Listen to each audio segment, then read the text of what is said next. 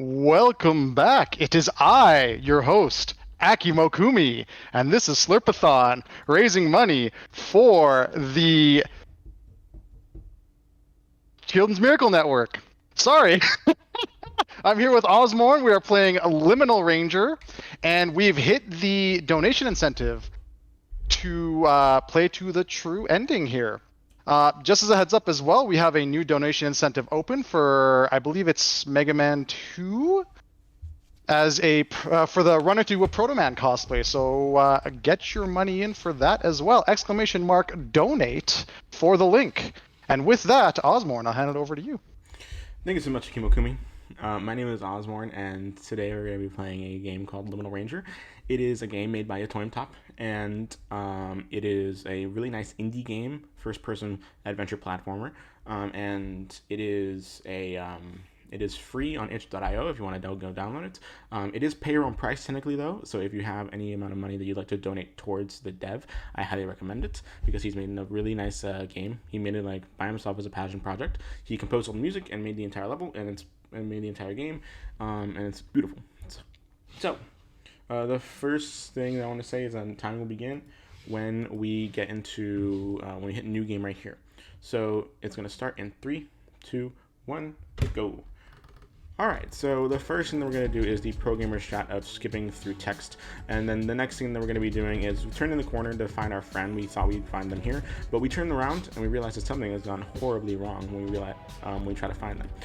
And then we spend the next 5 years traveling the universe, realizing that our friend has gotten lost between the spaces between dimensions, and we work for an organization that tries to bring peace to the universe and make the sad spaces happy again. It's a very dramatic plot. This is our boss. His name is Boss. Please refer to him as such, and we're going to skip the tutorial, but it's fine because I know what I'm doing and I can explain mechanics. The first thing we're going to be doing is grabbing all of our materials and then breaking glass with a hammer, because what else would you do with a hammer? The next thing that we're going to be doing is we're going to take this spray and we're going to use it on the enemy. That will get rid of it, and if we're good at the game, that is the only time that we should ever have to use the spray.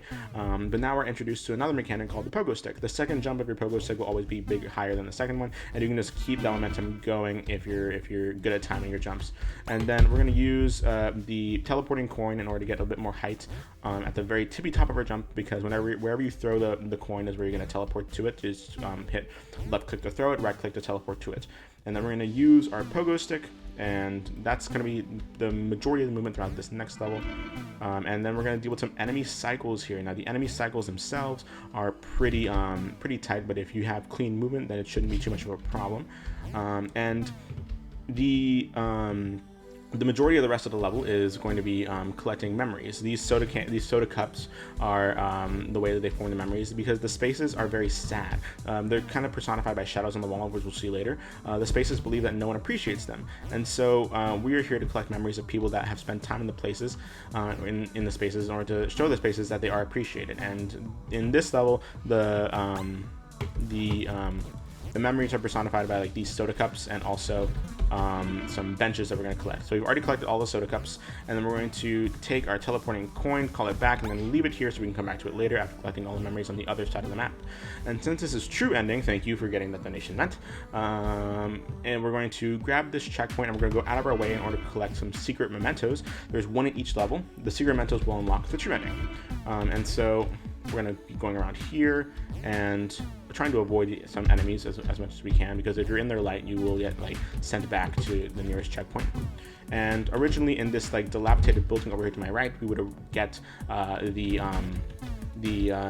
items from bottom to top in like old routes of this game, but now in the newer routes we've collected them top to bottom. And I'm going to lose some time because I wasn't quite fast enough to deal with these enemy cycles proficiently, but that's perfectly fine. Instead, we're going to come around here and wait for it to be a bit more safe. We're going to grab this checkpoint, and we're going to hit by this enemy on purpose while we collect that bench. Fall down here so we can collect this bench, and then we're going to that's why I put that there for safety. And then we're going to put the teleporting going back here and go back to the center, in which we can interact with the space for the first time during this cutscene. And since we collected all of the memories before talking to him, we can skip the first interaction. And now we're going to return to our boss, and we're going to get introduced to the mechanic of of getting rid of an item and upgrading an item. And we're going to get rid of the spray because it's useless, and then we're going to get upgrade with the hammer, because the hammer's ult ability is the most broken thing in the world, except it's not broken because it's an intended mechanic, but if it's broken in the speedrun, which lost us to skip everything. And so the ult ability for the hammer just allows us to fly, like so, the natural things you would do with a hammer. The height and velocity of your flight will always depend on how you time your jump. You have to right click in order to use it and then jump. After right clicking and then jumping, I'm going to wait for these cycles to change just for safety. And after right clicking and then jumping, depending on how far apart you space around your jump after right clicking, that's how far you can that's how far you fly. Technically, you can use the flying hammer in order to get through this section faster, but I like to use the pogo stick because you have a bit more control over yourself in the air when you use the pogo stick. And so that's what we're going to be using for this section. And then once you turn this corner, you're meant to talk to another space right here, this guy. And there's a wall preventing you from going around him, but for some reason it just doesn't reach all the way. And so you can just go through the wall. And we're going to collect this memory from the other side of the door. This particular hotel room would like us to collect 4 light switches and then 4 chairs, the natural things you'd find in a hotel room. And so we're going to be using the combination of a lot of the abilities that we have in order to get them proficiently. And then we're going to use the flying hammer in order to climb up here and grab the last light switch, and then we're going to leave the teleporting coin here again to come back to after we collect all the chairs on this other side of the map. Perfect. You want to keep jumping so you don't want to spend too much time on the floor, so you can jump higher with the pogo stick again once you get up there. And then we're going to fly up to this bridge with the hammer. We're going to grab this checkpoint, and then after collecting this memory, we're going to get hit on purpose and go back to the checkpoint, and then immediately fly over here to the other side of the map where we're going to grab this chair, and then we're going to bring out the teleporting coin. And after collecting this guy, we're just going to teleport back to where we put the coin at the very beginning of the level. I was a bit disoriented there. I didn't know where I was going, but right here you can just interact with this guy through the wall, and since again we collected all the memories at first, you can skip the first interaction with them and finish the level.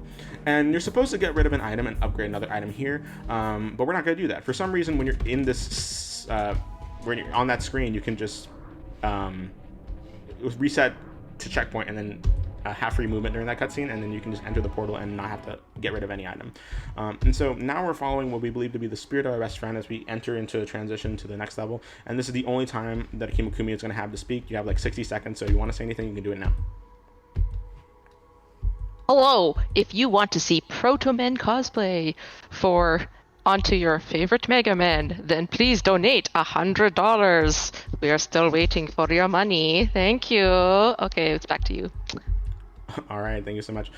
During that section, there's shadowy enemies that we can interact with, and if you hit them, obviously you die. But thankfully, if you just know what path to take, you shouldn't have to worry about them at all. They're kind of scary the first time you play this casually, but once you just know the path to take, it doesn't really matter. And so this particular space is actually the corridor that we interacted with at the beginning, the corridor that we lost our friend in 5 years ago. And so we're going to put a teleporting coin there at the very beginning, and then we're going to fly up here and go to what might be considered out of bounds. There's really no bounds to go out of, and we're going to fly up and away in order to using the flying hammer to pretty much skip all of the platforming necessary in order to get to the memories in this section. The memories that the corridor wants us to collect are 4 skateboards and 4 vents. The natural things you'd find in an outdoor area. And so after collecting that memory, we're gonna get the checkpoint, and then we're gonna go collect that memory down there, reset the checkpoint, and then we're going to fly to the giant chest of this enemy, which is a weird thing to look at first, but you get used to it. Reset the checkpoint again after grabbing that memory, and then flying over to the right side to get the last skateboard that's over here on this section. Perfect. We're going to grab that checkpoint, and then we're going to go back to where we put the teleporting coin at the very beginning of this level. We're going to leave it again here so we can come back to it after collecting the rest of the vents.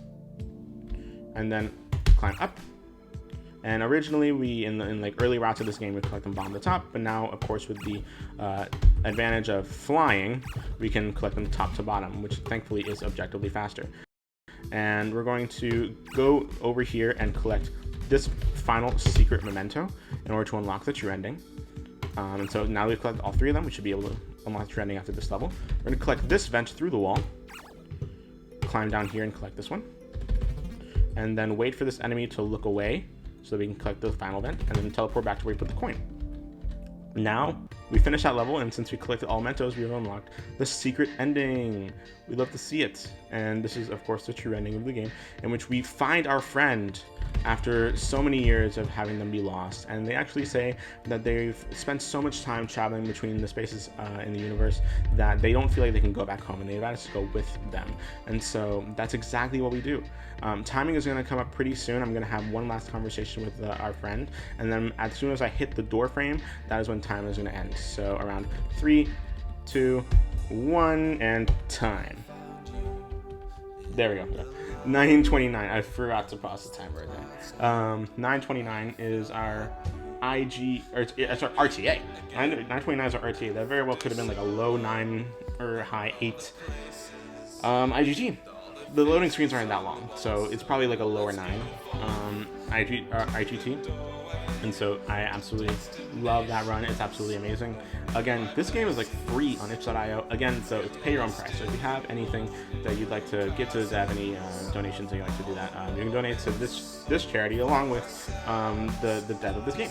And so again, thank you so much to to Slurpy Ninja and everyone else at Slurpathon for having me in this marathon. I'm really excited to see what the rest of the weekend has to offer for this marathon, and I hope you enjoyed this game. Go download it. It's really fun, and join us in the Discord so we can talk about this game. We're a very small community, and we always love to have more people. Other than that, I hope you all have a wonderful night, and good luck to everyone else at the rest of the marathon. Yep, good luck. Thanks, Ozmourn.